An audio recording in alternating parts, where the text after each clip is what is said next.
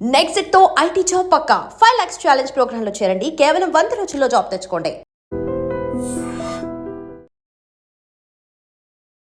Sir అదే కాకుండా ఇంకేమున్నాయండి మంచి జడ్జిమెంట్ ఇచ్చింది? ఎక్కువగా మీరు ఇచ్చే జడ్జిమెంట్లో మానవ హక్కుల ఉల్లంఘన సంబంధించింది, మానవ హక్కులు కాపాడడం సంబంధించి ఎక్కువగా కనిపిస్తుంటాయి. అవి నేను సెషన్ జడ్జిగా ఉన్నప్పుడే ఆయన చీఫ్ మెట్రోపాలిటన్ మేజిస్ట్రేట్గా చేశారని అర్థాను. ఎవరైనా పోలీస్ స్టేషన్లో నిర్బంధాలు ఉంచినట్లు, లేదా అక్రమంగా ఎవరైనా తీసుకెళ్ళి అక్కడ బెంగళూరులో కూడా పోలీస్ కస్టడీలో ఒక యువకుని ఉంచితే ఆ అబ్బాయిని కూడా రిలీజ్ చేయమని చెప్పేసి నేను నెల్లూరు అడిషనల్ జిల్లా జడ్జిగా ఉన్నప్పుడే తీర్పు చెప్పాను. ఒక అమ్మాయి ఏదో ప్రేమించుకుంటే అమ్మాయి వాళ్ళు బాగా రిచ్ పీపుల్ అన్నట్లు, పెద్ద పెద్ద ఇండస్ట్రీసు, వాళ్ళకు ఎరాక్ బిజినెస్ అదంతా ఉందని దానిలో. ఈ అబ్బాయి వాళ్ళేమో middle class, rural middle class వాళ్ళట్లు. సో ఈ అబ్బాయిని పట్టుకెళ్ళి అక్కడ అబ్బాయిని వాళ్ళు లారీలో వాళ్ళ ఇన్నోవా వెహికల్స్లో వేసుకొని వెళ్ళి అమ్మాయిని బాగా కొట్టి అబ్బాయిని కూడా బాగా కొట్టేసి అక్కడ రాంగ్ఫుల్ కన్ఫైన్మెంట్లో పెట్టారు, నిర్బంధించారు. ఆ అమ్మాయి తండ్రి ఎవరో వస్తే అబ్బాయి తండ్రి వస్తే వాళ్ళ మీద సర్చ్ వారెంట్ ఇచ్చేసి ఆ అమ్మాయిని మన నెల్లూరుకు వచ్చేటట్లు ఆర్డర్స్ ఇచ్చేసినాం అన్నారు. లాస్ట్కు ఆ అమ్మాయితో కూడా మాట్లాడితే ఇట్లా మా ఫాదర్స్ నన్ను కూడా నిర్బంధించారు అని చెప్తే ఆమెను రిలీజింగ్ ఆర్డర్ ఇచ్చేసి నీ ఇష్టం వచ్చిన వాళ్ళని పెళ్లి చేసుకోవచ్చు, నీ ఇష్టం వచ్చిన దగ్గరికి వెళ్ళిపోవచ్చు అనే విధంగా ఆర్డర్స్ ఇచ్చి నెల్లూరు పోలీసు వాళ్ళు వీళ్ళకి ప్రొటెక్షన్ ఇవ్వండి కూడా ఆర్డర్స్ ఇచ్చామన్నట్టు. ఓకే సార్, హైకోర్టులో కొన్ని ఎబియస్ కార్పొరేషన్ పడుతుంటాయండి. అవును, వాడిని ఆ వ్యక్తి నేరం చేస్తాడు, తప్పించుకు తిరుగుతుంటాడు, కానీ పోలీసులు పట్టుకుంటారు. పట్టుకున్న తర్వాత రికవరీ కోసమో లేదా ఇంకొక విషయంలోనూ టైం పడుతుంది. ఈలోగా ఆ వ్యక్తికి సంబంధించిన వ్యక్తులు, బంధువులు మీకు ఒక పిటిషన్ వేస్తారు. ఎంక్వైరీ కాలేదు కాబట్టి ఎబియస్ కార్పొరేషన్లో 24 hours ప్రొడ్యూస్ చేయాలని మీరు ఆర్డర్స్ ఇవ్వడంతో మాకు కేసు కంప్లీట్ కాకముందే మేము ప్రొడ్యూస్ చేయాలంటే పోలీసుల వాదన, దాన్ని మీరేమంటారు? అది కరెక్ట్ కాదండి, పోలీసుల స్టాండ్ కరెక్ట్ కాదు. ఏంటంటే ఒక వ్యక్తిని అరెస్ట్ చేసిన తర్వాత అందరూ మామూలుగా సరైనటువంటి పద్ధతిలో మనకు విచారణ చేస్తే మనం అన్ని ఫ్యాక్ట్స్ కనుక ఆయనకు చూపిస్తే ఆయన నేరం అంగీకరిస్తాడు. కానీ వేరే అమెరికా కానీ ఇతర దేశాలకు కానీ మన దేశానికి ఉన్న డిఫరెన్స్ ఏంటంటే వీరి నేరస్తుల నుంచి సమాచారం రాబట్టాలని చెప్పేసి ప్రయత్నం చేస్తున్నాడు. ఇతర దేశాలు అట్లా కాదు. ఫర్ ఎగ్జాంపుల్ నేను ఇప్పుడు ఇక్కడికి వచ్చాను, ఇప్పుడు వాళ్ళు ఏం చేస్తారంటే నేను 9:30కి ఎక్కడున్నాను ఇన్ఫర్మేషన్ వాళ్ళు గ్యాదర్ చేస్తారు, 10:30కి ఎక్కడున్న ఇన్ఫర్మేషన్ గ్యాదర్ చేస్తారు. నేను మా ఇంట్లో నుంచి ఎప్పుడు బయటకు వచ్చానని సీసీటీవీలు చూపిస్తున్నట్లు. అదేవిధంగా ఏంటంటే ఇప్పుడు ఈ రోడ్లో వస్తుంది అనుకోండి, ఇక్కడ సీసీటీవీలలో నా వెహికల్ ఎక్కడ పడిందని చూస్తారంట. మీ మెట్లు ఎక్కుతూ ఉంటే అక్కడ ఏదైనా సీసీటీవీలు ఉంటే అవన్నీ కూడా గ్యాదర్ చేస్తారు information. Finger prints, foot prints అన్నీ గ్యాదర్ చేస్తాడు. అవన్నిటితో అతను అడుగుతారు, ఇవాళ 9:30కి మీరు ఇట్లా హస్తినాపురంలో మీ ఇంట్లో ఉన్నారు కదా అని చెప్పేసి చెప్తారంట. 9:30కి మీరు అక్కడ ఉన్నారు కదా అని చెప్తాను. నేను ఒప్పుకో తప్పదు. ఫలానా 10:30కి సికింద్రాబాద్లో ఉన్నారు కదా మీరు, లేక ఫలానా హోటల్లో టిఫిన్ చేశారు కదా, అన్నీ ఉన్నాయి, ఫొటోస్ ఉన్నాయి, సీసీటీవీలు ఉన్నాయి, అవి చూపించిన తర్వాత నేను కాదనలేను కదా. ఇట్లా చేస్తారు ఇతర దేశాల ఇన్వెస్టిగేషన్. దాంతో నేరస్తుడు నేరం అంగీకరించవలసి వస్తుంది అన్నట్లు. కానీ భారతదేశంలో మన వాళ్ళు పాత పద్ధతిలో పోతున్నట్లు. వీళ్ళెవరు కూడా ఇన్వెస్టిగేషన్లో కావాల్సిన మెటీరియల్ గ్యాదర్ చేయరు. అదే ఫింగర్ ప్రింట్స్ తీసుకొని, ఫుట్ ప్రింట్స్ తీసుకొని, రకరకాలైనటువంటి ఒక కెమికల్ టెస్ట్ రిపోర్ట్స్ అన్ని కనుక దగ్గర పెట్టుకుంటే నేరస్తుడు ఏం చేయలేడు అన్నట్లు. ఇక్కడ జరిగేది ఏంటి, అరెస్ట్ చేసిన తర్వాత వీళ్ళ దగ్గర అప్పుడు ఇన్వెస్టిగేషన్ ఏమి చేయలేదు కాబట్టి అడుగుతూ ఉంటారు. మామూలుగా వ్యక్తి నిజంగా కనుక చేసిన వ్యక్తి అయితే అంగీకరిస్తాడు, కొన్ని విషయాలు చెప్తాడు. దాని లోపల చెప్పలేదనుకోండి, దానిలో చెప్పకపోతే వాళ్ళ దగ్గర వేరే పద్ధతులు లేవా? చట్టరీత్యా కొన్ని పద్ధతులు ఉన్నాయి. ఏం పద్ధతులు అంటే ఆ వ్యక్తిని 24 గంటల్లో మేజిస్ట్రేట్ దగ్గర తీసుకోవాలి. మేజిస్ట్రేట్కు ఆధారాలను చూపించాలా, ఇతడు నేరం చేశాడని చెప్పడానికి ఏమున్నది మెటీరియల్ ఒకటి చూపించాలి. రెండో ఇన్ఫర్మేషన్ ఏం చెప్పెట్టాలంటే ఇతని దగ్గర నుంచి ఇంకా ఏం సమాచారం రావాలి, ఏ వస్తువులు రికవరీ కావాలి, ఇతని దగ్గర నుంచి సేకరించాల్సిన సమాచారం ఏముంది, ఇతని దగ్గర నుంచి సేకరించాల్సినటువంటి వస్తువులు ఏమున్నాయి అనే విషయంలో పోలీసులో క్లారిటీ ఉండాలంట. క్లారిటీగా మేజిస్ట్రేట్ గారికి చెప్పారనుకోండి, మాకు 7 days కస్టడీ ఇవ్వమని అడగచ్చు వాళ్ళు. 7 days ఇవ్వకపోయినా 4 days 3 days మేజిస్ట్రేట్ గారు తప్పనిసరి ఇస్తారు. ఆ 3 daysలో నువ్వు వాళ్ళని అడిగితే చెప్తాడు. అంటే మీరు చెప్తున్న పాయింట్లో కొత్తగా వచ్చిన నేరస్తు చేసేవాడు చెప్తాడు, కానీ హ్యాబిచువల్ అఫెండర్ వాడు చెప్పడు కదండి. కొత్త నేరస్తుడైనా పాత నేరస్తుడైనా ఏ నేరస్తుడైనా ఇంకా పాత నేరస్తుడే తొందరగా చెప్తాడు. ఎందుకంటే వాడికి అన్ని విషయాలు తెలుసు కాబట్టి, ఎంత తొందరగా బయటపడాలో వాడికి తెలుసు కాబట్టి. పాత నేరస్తుడికి వీళ్ళు బిర్యానీ బీర్ ఇచ్చేస్తే వాడే చెప్పేస్తాడు, 4 పెగ్గులు దాగి ఇచ్చేస్తే వాడే చెప్తాడు. ఇబ్బంది ఏమి లేదు. ఇంకా కొత్త నేరస్తుడే కొంచెం భయపడుతూ అటు ఇటు ఉంటాడు. అష్యూరెన్స్, ప్రాపర్ అష్యూరెన్స్ ఇస్తే వాళ్ళే చెప్తారు. ఓకే సార్, మీ సర్వీస్లో ఒక రిమైండ్ వచ్చింది అనుకోండి, రిమైండ్ చూసిన తర్వాత రిజెక్ట్ చేసే కేసులు ఉన్నాయా? మాకు అటువంటి పరిస్థితులు మాకెప్పుడు రాలేదు. ఓకే. రిమాండ్ చూసి ఏమాత్రం అక్కడ కేసు చేశాడు, నేరం చేశాడు అటువంటి ఒక ప్రయోగ కేసు ఉంటే రిమాండ్ పంపించేవాళ్ళు. అచ్చా సార్, మీ సర్వీస్లో హైకోర్టులో మీకు బాగా గుర్తుండిపోయిన మంచి కేసు ఒకటి చెప్పండి. చాలా ఉన్నాయండి. ఇప్పుడు చంద్రకుమార్ గారు కేసు అనగానే, జడ్జిమెంట్ అనగానే అదొక రోల్ మోడల్గా కనిపిస్తుంటుంది. పోలీస్ ఆఫీసర్ ఇప్పుడు ఫర్ ఎగ్జాంపుల్ ఏంటంటే, ఇక్కడ హైదరాబాద్లో హైదరాబాద్ నుంచి వరంగల్ వెళ్ళే ఒక ట్రైన్లో ఒక 15 ఏళ్ళ అబ్బాయి టీ అమ్ముతూ ఆ మధ్యలో నుంచి పడిపోయి చనిపోయాడు. అయ్యో, ట్రైన్ యాక్సిడెంట్ అయిపోయి. అంటే భోగి మధ్య, 2 బోగీల మధ్య, 2 బోగీల మధ్య నుంచి వెళ్ళేటప్పుడు, లేకపోతే ఈ బోగి నుంచి ఆ బోగి నుంచి పక్క నుంచి వెళ్ళేటప్పుడు, మొత్తం మధ్య నుంచి వెళ్ళేటప్పుడే స్లిప్ అయిపోయి పడిపోయాడు. మీదికి వెళ్ళి చక్రాలు పోయినాయి, పీసెస్ అయిపోయి ఆయన చనిపోవడం జరిగిందట. తల్లి రైల్వే వాళ్ళ మీద కేసు వేసింది, మాకు కాంపెన్సేషన్ కావాలి, ఒకే అబ్బాయి చనిపోయాడు, 15 ఏళ్ళ అబ్బాయి చనిపోయాడు, మాకు డబ్బులు ఇప్పించండి అని చెప్పేసి ఆమె అడిగిందన్నట్టు. అన్ని కోర్టులు, రైల్వే ట్రిబ్యునల్తో సహా మిగతా కోర్టులన్నీ కూడా ఏమని చెప్పాయంటే, అతడు వ్యాలిడ్ ప్యాసింజర్ కాదు కాబట్టి తల్లికి డబ్బులు ఇవ్వాల్సిన అవసరం లేదు. వ్యాలిడ్ ప్యాసింజర్ అంటే పాస్ ఉండాలా, అయితే టికెట్ ఉండాలా. ఆ అబ్బాయి దగ్గర టికెట్ లేదు, అబ్బాయి దగ్గర పాస్ కూడా లేదు కాబట్టి is not valid passenger. Valid passenger కాదు కాబట్టి రైల్వే డిపార్ట్మెంట్ బాధ్యత లేదు కాబట్టి తల్లికి డబ్బులు ఇవ్వాల్సిన అవసరం లేదని చెప్పేసి నా దగ్గరకు వచ్చింది కేసు. చూస్తే అంత రికార్డ్స్ అన్నీ చదువుతాను జనరల్గా. నేను చదువుతున్నా మొత్తం రికార్డ్ అన్న. చదివిన తర్వాత తీర్పు చెప్పాను. నేనేమని తీర్పు చెప్పానంటే, ప్రమాదం జరిగిన తర్వాత శవ పంచనామా జరిగింది. శవ పంచనామాలో ఉన్న కొలతల మేరకు ఈ చనిపోయిన వ్యక్తి యొక్క చొక్కా 50 మీటర్ల దూరంలో పడింది, ప్యాంట్ పీస్ 20 మీటర్ల దూరంలో పడింది, ఆ తెగిపోయినటువంటి చేతు 5-6 అడుగుల దూరంలో పడిపోయింది. ఒక ప్యాంట్ పీసు ఒక 20 మీటర్ల దూరంలో పడిందంటే, ఒక 5-10 మీటర్ల దూరంలో పడింది అంటే, చొక్కా ఒక 50 మీటర్ల దూరంలో పడింది అని అంటే, ఆ చొక్కా జేబులో ఉన్న కాగితం ముక్క ఎంత దూరంలో పడి ఉండొచ్చు. ఆ అబ్బాయి కనుక టికెట్ కొనుక్కున్నాడు, లేకపోతే ఎంత ఉంది టికెట్, ఎంత ఉంటుంది. ఎంత పెద్ద ప్రమాదంలో తీవ్రమైన గాలి, ఆ రైలు స్పీడ్కు అక్కడ ఉండేటువంటి అన్నీ కూడా చెల్లాచెదరగా పడిపోయిన సందర్భంగా ఆ ట్రైన్ టికెట్ ఎంత దూరంలో పడి ఉండొచ్చు. లేదా ఆ పాస్ కాగితం ఉంటుంది, ఇంత చిన్న ముక్క ఉంటుంది పాస్, ఆ పాస్ ఎంత దూరం పడి ఉండొచ్చు. ఎవరు వెతకాల, స్పాట్కి ఎవరు వెళ్ళారు అక్కడ. ఫస్ట్ రైల్వే పోలీసు వెళ్ళింది, వెతకాల్సిన బాధ్యత ఎవరిది, రైల్వే పోలీసులు. మేము పాస్ వెతికామని వాళ్ళు రాశారా, రాయలేదు. అక్కడ పాస్ దొరకలేదని రాశారా, రాయలేదు వాళ్ళు. అక్కడ టికెట్ మేము వెతికాము దొరకలేదని రాశారా, రాయలేదు వాళ్ళు. అక్కడ ఒక లిస్ట్ ఏర్పాటు చేస్తారు వరంగల్ స్టేషన్లో, టీ వెండర్స్ది. హైదరాబాద్లో ఒక లిస్ట్ ఉంటుంది సికింద్రాబాద్ స్టేషన్లో, టీ వెండర్స్ది, లైసెన్స్ టీ వెండర్స్ది. ఆ లిస్టు వాళ్ళు ఇవ్వలేదు, వీళ్ళు ఇవ్వలేదు. ఎందుకు ప్రొడ్యూస్ చేయలేదు ఆ లిస్టు, ఎందుకు చేయలేదు ప్రొడ్యూస్?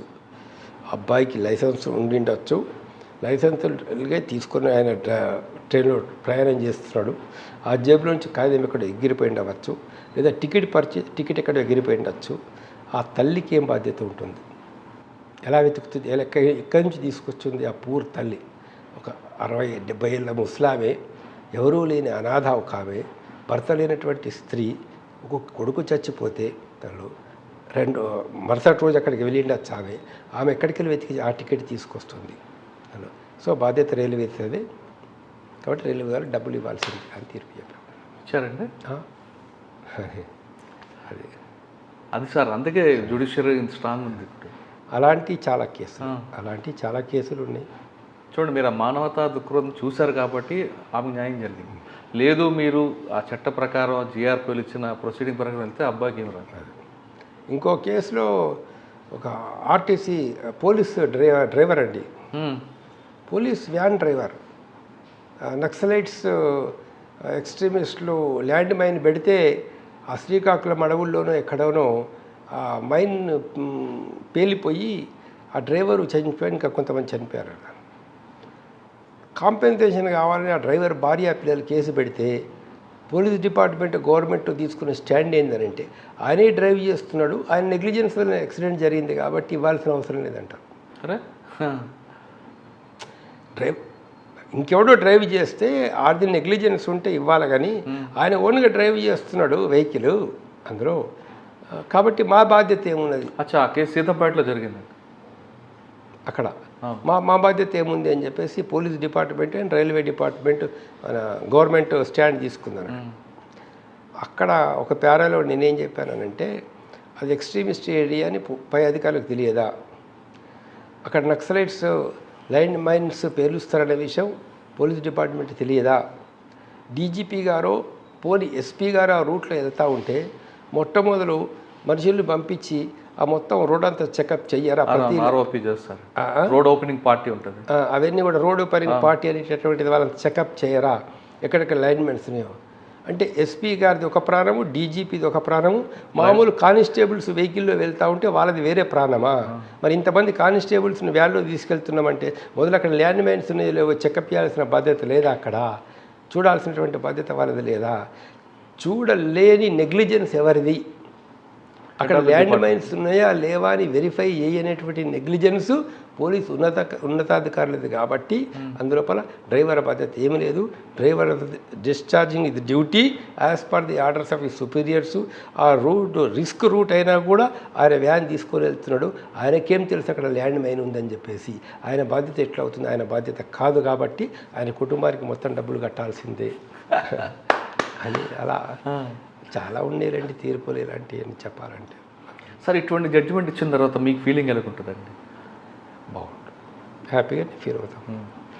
99% 100% నేను చెప్పినటువంటి తీర్పుల్లో భగవంతుని దయ వల్ల లేదంటే 99 కేసుల్లో మేము తీర్పు చెప్పిన తర్వాత హ్యాపీగా ఉన్నాం, కానీ తీర్పు ఇలా ఎందుకు చెప్పాము అని బాధపడ్డటువంటిది 999.99 కూడా లేకుండా ఉండొచ్చు.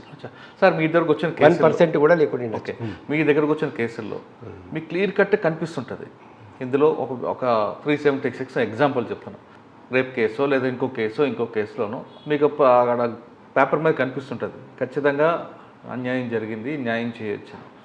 కానీ సడన్గా కంప్లైంట్ కానీ లేదంటే ఐ విట్నెస్ కానీ అరెస్టాలు అయిపోయారు అనుకోండి, అప్పుడు ఏమనిపిస్తుంటుంది? కోపం వస్తుంది. కోపం వస్తుంది. మీరు మంటలకు ప్రిపేర్ అయి ఉంటారు, ఖచ్చితంగా శిక్ష ఇవ్వాలరా అని. హైదరాబాద్ సిటీలోనే నేను సీఎంగా ఉన్నప్పుడు 22 ఏళ్ళ అబ్బాయిని నడి రోడ్డు మీద మర్డర్ చేశారు. ముస్లిం అబ్బాయి, తల్లి చూసింది, కొడుకు చూశాడు, అన్న చూశాడు, అందరు సాక్షులు. అన్న కోర్టుకు వచ్చి చెప్తాడు, ఈ నేరస్తులు ఎవరో నాకు తెలియదు అని చెప్తాడు, ఇలా నేను చూడలేదంటాడు. చెల్లెలు కోర్టుకు వచ్చి చెప్తుంది, ఈ నేరస్తులు ఎవరో నాకు తెలియదు, నేను చూడలేదని చెప్తాడు. తల్లి కోర్టుకు వచ్చి చెప్తుంది, నేను చూడలేదు నా కొడుకుని చంపేటప్పుడు అని చెప్పేసి. చాలా కోపం వచ్చింది నాకు. చేసి ఏమ్మా నీ కన్న కొడుకును నీ ముందు చంపేస్తే నువ్వు ఇట్లా చెప్తున్నావు కదా. ఆమె కూడా ఏడ్చుకుంటూ ఒక విషయం చెప్పింది, సార్ చనిపోయిన కొడుకు ప్రాణాల గురించి ఆలోచించాలా, ఇప్పుడు బతికున్న కొడుకు బిడ్డ వీళ్ళ ప్రాణాల గురించి ఆలోచించాలి. మాకే రక్షణ ఉంది, ఎన్నోసార్లు చెప్పాం పోలీసు వాళ్ళకు మాకు రక్షణ కల్పించమని, వాళ్ళు రక్షణ కల్పిస్తే మరో విధంగా చెప్పేదాన్ని మాకు ఏ రక్షణ లేదు కాబట్టి తప్పదు అని చెప్తాను. మీరేం డెసిషన్ తీసుకున్నారండి? అప్పుడు ఏం చేయగలని చెప్పండి. డైరెక్షన్స్ ఇస్తాం పోలీస్కు, ఎన్నో కేసుల్లో ఎన్నో డైరెక్షన్స్ ఇస్తాం. అందులో court can give only directions, orders.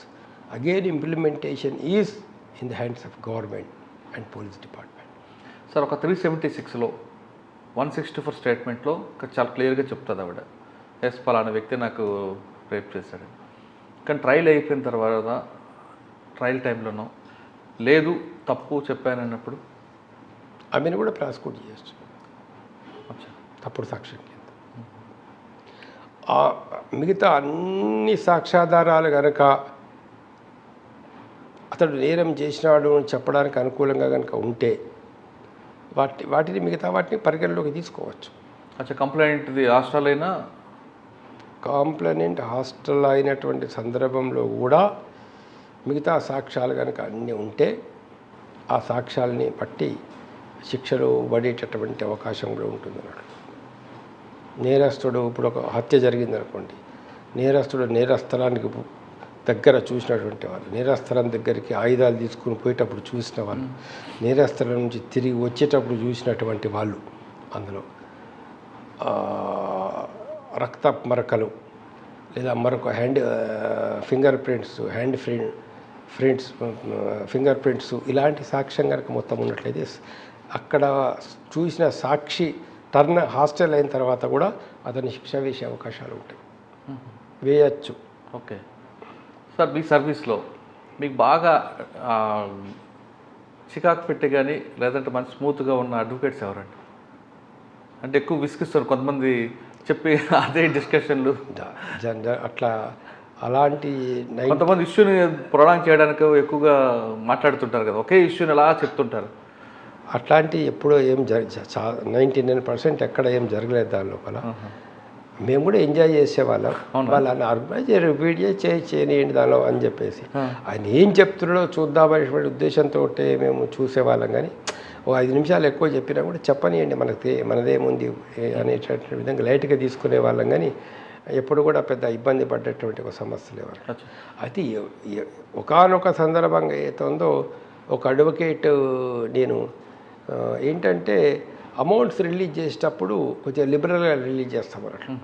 Motor accident కేసెస్లలో victims ఫ్యామిలీస్కి భార్య పిల్లలకి డబ్బులు ఫిక్స్డ్ డిపాజిట్లు ఇవ్వమని కోర్టు డైరెక్షన్స్ ఉండి అప్పుడు 10 లక్షలు వస్తే 9 లక్షల కోర్టులో ఫిక్స్డ్ డిపాజిట్లు వేసేసేది, వాళ్ళకి ఏదో నామినల్గా డబ్బులు ఇచ్చేవాళ్ళు. మిగతా డబ్బులు కావాలని వాళ్ళు అప్లికేషన్లు వేసుకునేవాళ్ళు, మ్యారేజ్ కోసమనో ఇల్లు కట్టుకోవడానికో అప్పులు తీర్చుకోవడానికో దేనికో అని చెప్పేసి. అవి కూడా ఇవ్వడానికి కొంత ఇబ్బంది పడేవారు. అప్పుడు నేను అవి రిలీజింగ్ ఆర్డర్ ఇచ్చేసేవాడిని వీలైనంతవరకు ఎక్కువ శాతం. ఓ సందర్భం ఒక లాయరు అందరూ ఆ ఫలానా చనిపోయినటువంటి వాడు అడ్వకేట్ కాబట్టి మీరు పక్షపాతంతో రిలీజింగ్ ఆర్డర్ ఇస్తున్నాడు అని అన్నాడు. దానిలో ఓన్ని దుంపదేగా అసలు వాడేవాడు చనిపోయినాడు, అది ఆ పేరు చూడలేదు, నేను ఊరు చూడలేదు, వాడేదో విశాఖపట్నం ఇక్కడ ఏరియాను. ఆ అడ్వకేట్లు ఇప్పుడు నువ్వు చెప్తే కానీ నాకు తెలియదు. రిలీజ్ ఆర్డర్ ఇస్తూ ఉంటాం జనరల్గా. నేనేదో దురుద్దేశంతో ఇచ్చిన అని చెప్పి చెప్తా ఉంటే నా త్రోట్ లైఫ్లో ఏ ఒక్క కేసులో నేను దురుద్దేశంతో ఇచ్చింది ఒక్కడని చూపిస్తున్నాను ఎగ్జాంపుల్. అందులో ఆ రోజు కొద్ది కోపానికి వచ్చాను.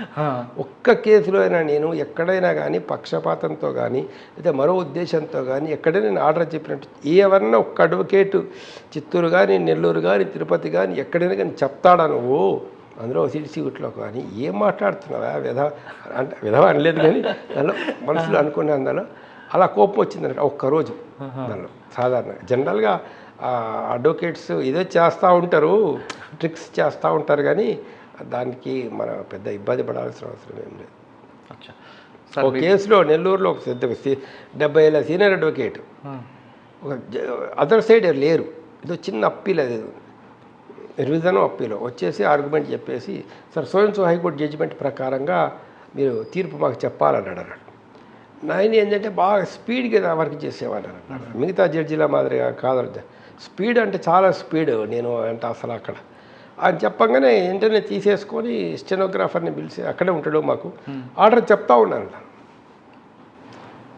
కానీ ఆర్డర్ చెప్పొస్తలేదు. నోరు ఎండుకపోతున్నది నాకు, నోట్లో మాట రావడం లేదు నాకు. అందులో 2 మినిట్స్ చేశాను. ఇట్లా ఎందుకు అవుతుంది నాకు? ఇంత మంచి ఫిజికల్గా ఫిట్ ఉన్న వ్యక్తిని అనవసరంగా ఒక ఆర్డర్ కూడా చెప్పలేకపోతున్నా నేను, డౌట్ వచ్చింది నాకు. వచ్చేసి సరే రేపు చెప్తా అని చెప్పేసి ఫర్ ఆర్డర్స్ అని టుమారో అని చెప్పేసి రాసేసి ఇంటికి తీసుకెళ్ళాను.